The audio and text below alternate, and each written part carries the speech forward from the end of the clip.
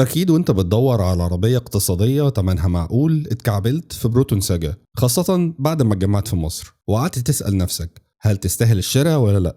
الموتور بتاعها 4 سلندر 1300 سي سي، بيطلع 95 حصان وعزم 120 نيوتن متر. نقل الحركة اوتوماتيك من 4 سرعات، تسارعها من 0 ل 100 في 14.5 ثانية، زيها زي التاليانت بالظبط. بطة بلدي برضو، وواضح ان الفئة دي كلها الشركات مهتمة فيها بتسمين البط. سرعتها القصوى 155 كيلو. استهلاك البنزين حسب بيانات الشركة نفسها 5.6 لتر لكل 100 كيلو، والتانك بياخد 40 لتر. طيب مميزاتها انها موفرة جدا في البنزين، سعرها معقول وسط عبط الاسعار الحالي، مش بتعاني من مشاكل في قطع الغيار اللي موجودة بره التوكيل ولا معقدة في صيانتها، وكمان استفادت من التكنولوجيا اللي اشترتها بروتون من بدايتها. وبالنسبة لعيوبها، أداء الموتور على قده جدا، ما فيهاش أنظمة أمان متقدمة زي ال ESP مثلا، الخامات جوه العربية على قدها شويتين، والعزل على قده 3 شويات. طيب سؤال مهم بقى بالنسبة للتجميع المصري، الفيديوهات اللي ظهرت على قد ما هي خطوة كويسة في حق توطين صناعة السيارات، على قد ما بتبين إن المصنع بدائي وبيعتمد على العامل البشري في التجميع،